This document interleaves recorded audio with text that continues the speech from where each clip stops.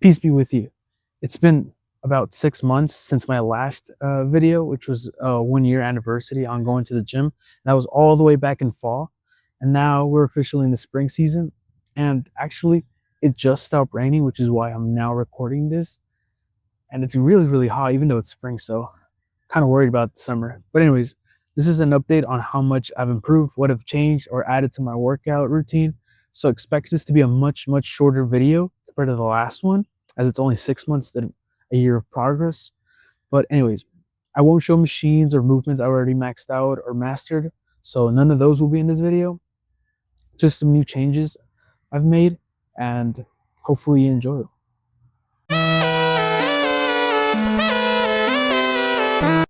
Dumbbell press.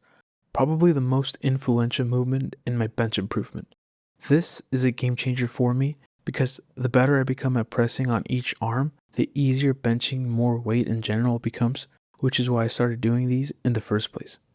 Now, unfortunately, I couldn't record myself with my personal record of 85 pounds. I simply ran out of time, but rest assured, I can press 85 pounds for about 4 to 5 reps, which I am very happy about because I had only dumbbell pressed 2 other times back in my 1 year update. Back then, I couldn't press 70 pounds for even 1 rep. I would start to shake too much and would have to drop the dumbbells. But now, I can easily warm up with a 65-pound press and lower the dumbbells way less aggressively. Skull Crusher. Now, this movement was one of the ones I wanted to do because I had imagined it as a more difficult tricep press, and I'm happy to report that I was right. This is a good evolution from the tricep press since I had maxed it out pretty quickly. Skull crushers are way more difficult to balance, and laying down leaves only the arms as the central point of this movement. My warm-up is around 70 pounds and my max is 90 pounds. However, I also couldn't get any footage of my max since I'm already way behind on posting this video. Dumbbell shrug. Now, I'm still amazed at how much weight I am able to lift for this specific movement. My old max of 85 pounds is now my warm-up, which is insane. I didn't expect to even be touching the 100-pound dumbbells for any movement in my first 2 years, let alone 1.5 years. And thanks to this, 100 pounds feels lighter than they should. I remember when this movement felt extremely difficult with just 45 pounds. But now that weight feels extremely light. Now sadly, by the time 2 year rolls around, I will probably have maxed out the weights at my home gym as they only go up to 120 pounds. I'll have to start tricking at the squat rack to increase the weight using plates. But that's a problem for 2 year me. For now, I'm just enjoying the amount of weight I'm moving.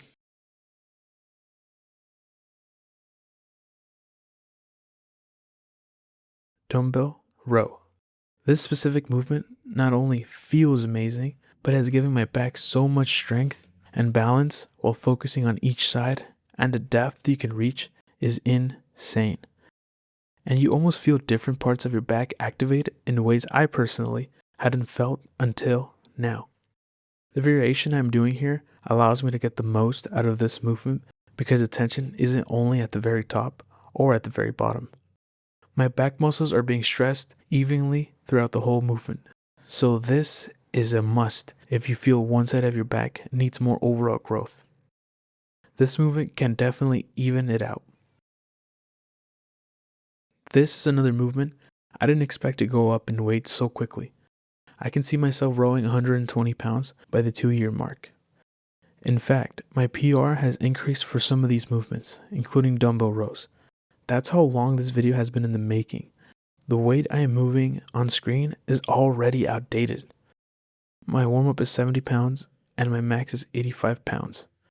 I also feel like this movement has helped so much in learning another movement I've been practicing that I'll be talking about more at the end of the video.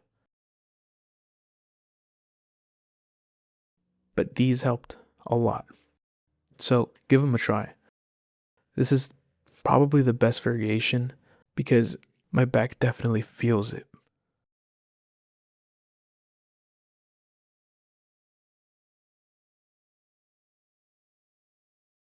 Dumbbell wrist curls. These are heavily underrated. They've been amazing for my wrist strength and forearm growth. wrist and forearms are a crucial body part that I've ignored for the past year, simply because I just counted most arm workouts as some form of forearm and wrist movement. However, once I specifically isolated the wrist and forearm, I realized how wrong I was and how much more stability I gain in other movements like bench, just from doing this simple, small movement. The pump I get after training feels so awesome because I didn't train my forearms like this before, so the bulge I get is very epic. I'll definitely keep these for the foreseeable future, as they take very little time. It's almost like a break of sorts from the other more taxing movements. This is also the only movement where increasing the weight isn't necessarily the end goal. Just attention alone with a light dumbbell like 30 pounds for 8 reps is more than enough. V-squat. This movement has sharpened my leg definition significantly, and is still the main reason I can see my quads penetrate my thick skin, and my legs overall feel so much better the more weight I add. And doing 4 plates on each side feels like a good amount of progress from my 3-plate personal record from 6 months ago. And as of the recording of this voiceover, my depth with 4 plates has increased enough that I feel confident in squatting at least 5 plates by the time year 2 comes around. I'm glad I can keep adding more weight without sacrificing depth, and this is slowly becoming one of my favorite leg movements. Hopefully this means that once I go back to traditional squats, my depth will be good enough. However, I still get bruise marks on both of my shoulders from the pads, and increasing the weight will probably increase bruising on them. This won't stop me from using the machine because the bruises go away after a day or 2, and they don't hurt. It's more of a visual indicator that there's a lot of pressure on my skin, and I like the look it gives my shoulders. By the way, I reached a 100-pound preacher curl many moons ago. In fact, I made it to 100 pounds right after my 1-year video, and I can do them for around 5 controlled reps now. Hopefully by year 2, I can curl the max weight of my home gym's straight barbells, which is 110 pounds. Once I reach this, I'll probably slow down on adding more weight since 110 is such a big amount of weight for this specific movement. Just wanted to give a little update on the preacher curls. Bench, free weight. Now here's the big one. I'm happy to report that all those changes I stated previously have finally paid off tremendously. Benching feels way smoother and the weight is finally going up. The plateau I had is finally gone. Benching has never felt this good. Sadly, I wasn't able to record my current PR on the bench, which is 205 for 1 rep. So the closest I'm able to record safely and reliably is 185 pounds. I definitely need a spotter if I'm going to record 205, just in case. But that's okay. By the time year 2 rolls around, I expect to be benching near 225. I am more than happy that the weight has gone up significantly, and that it feels way smoother as well. I hope it takes a while before I reach another plateau. Now, I also tried static holds to increase my weight, but it didn't go as planned. I tried doing these at my home gym, and honestly, it didn't go so well using the squat rack. I'll definitely try them again, but this time on the Smith machine. I really wanted to do static holds on the squat rack because I would be using my stabilizers way more than on the Smith machine, which is the point of doing these after all. But it's too clunky in the squat rack at my home gym. So, Smith machine it is. And honestly, as long as my body gets used to having more weight in the top half of the benching movement, it should help me improve just fine. Arnold press. To continue the trend of focusing on stabilizing my arms individually and strengthening my wrist at the same time, Arnold presses are a great evolution of a standard shoulder press machine, and it is arguably more demanding. I say this as each arm has to balance the weight without the help of the other. So for my warm-up, I do full Arnold presses just to get my arms used to moving this weight around, and it helps me keep more stamina and balance for my max weight. Once I start my max, I simply press them as if I were on the shoulder press machine, and do around 5 reps with 55 pounds on each arm. If there was a movement where I would recommend slowing control, it would definitely be for this one, as these get difficult really fast. These also for sure contributed to my bench gains and back strength as well, so I definitely recommend these to aid in overall growth in other areas as well. Also, I love the workout that lady in the back is doing. It's pretty fun. And that pink lady walking by. made me laugh. Almost dropped the weight. Pretty funny. Deficit Pendlay row. This is a movement I for sure recommend if you want to challenge your entire back in a new way. This movement is extremely fatiguing, but in a satisfying way. Just like the dumbbell rows, this movement activates my back in a new and different way, since most back movements I do not involve the use of a barbell or standing in a downward angle. You will genuinely feel sore in new areas you probably haven't felt before. And adding a 45 plate under your feet helps get a deeper stretch at the bottom, and it makes the movement a tad more stressing.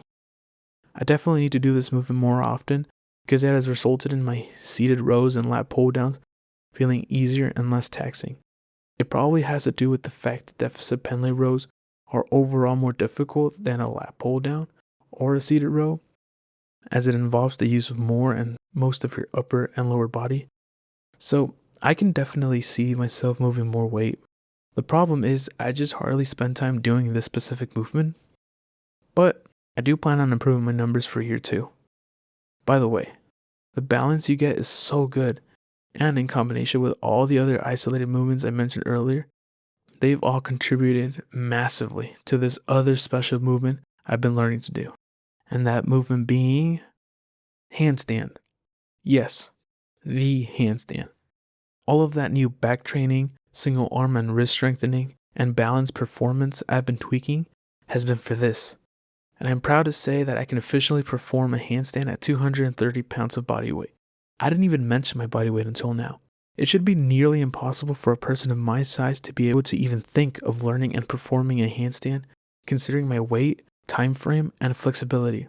And yet, I'm able to learn this movement in about 3 months. I started this handstand training arc back in January, and the first day I tried it, I actually did hold one for about 2 to 3 seconds before I had to return back to earth. That first day inspired me and made me realize how not that difficult a handstand is, at least from me. Fast forward 3 months later, and I'm constantly practicing anywhere there's a floor. I even think I held my personal record at this 15 party I was involved in. At the 15 party, one of my friends wanted me to do a handstand in front of them, and so I did it a couple of times, and I kid you not, I held the handstand for so long, longer than the footage on screen right now. I felt so strong and balanced, it was insane. I think it was the adrenaline pumping through my veins since I had many eyes on me. Too bad her phone had no storage or I would have gotten some fire footage. Thinking about it, I should have just asked her to record it with my phone, but instead she took photos of herself. But whatever. So here are the takeaways from this video. When you overanalyze, the progress will paralyze. Overall, this is more of a refining of all my movements and ensuring each side of my body is stronger independently without relying on the other side. And my stabilization has translated into helping my handstands lasting longer. Remember to pray before any workout and in general. I definitely forget to pray before my workouts, which is a habit I'm fixing. Praying throughout the day is no problem for me, but for some reason, as soon as I get to the gym, my whole body goes into autopilot and just starts to work out. So this was just a 6-month update, and I knew it was due for February 15th. So once again, I am late, and just like last time, there was a bunch of unexpected events, like me getting sick again. I don't know why it keeps happening, but regardless, it's out now, and here's my schedule for the next 6 months. So until then, remember that you can do all things through Christ who strengthens you. Thank you, and God bless.